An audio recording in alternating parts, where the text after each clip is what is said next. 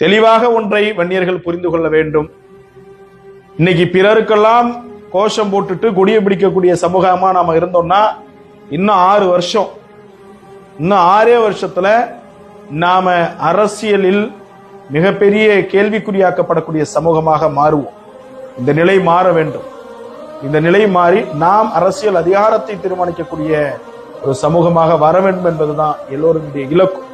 2026 சட்டமன்ற தேர்தலில் வன்னியர் பெல்ட், பிற சமுதாய பெல்ட் இருக்கக்கூடிய சமுதாய மக்கள் வாழக்கூடிய பகுதிகளில் நாம் வெல்ல வேண்டும். அப்பேற்பட்ட ஒரு பணியை மேற்கொள்ள வேண்டும். இது நிச்சயமா நடந்தே தீரணும். தயவு செய்து இந்த திமுகவில் இருக்கக்கூடிய வன்னியர்கள், அதிமுகவில் இருக்கக்கூடிய வன்னியர்கள் புரிஞ்சுக்கணும். நமக்கெல்லாம் இந்த கட்சி ஒரு அடையாளமும் கிடையாது, ஒண்ணும் கிடையாது. பேருக்கு நம்மளை பயன்படுத்திப்பான், மற்றபடி நம்மளுக்கு எதுவும் செய்ய மாட்டான். நமக்கான இயக்கம், நமக்கான கட்சி, நமக்கான தலைவர் என்றால் பாமக, ஐயா சின்னையா, அவ்வளவுதான். இதை தெரிந்து நன்றாக உணர்ந்து புரிந்து கொள்ளுங்கள்.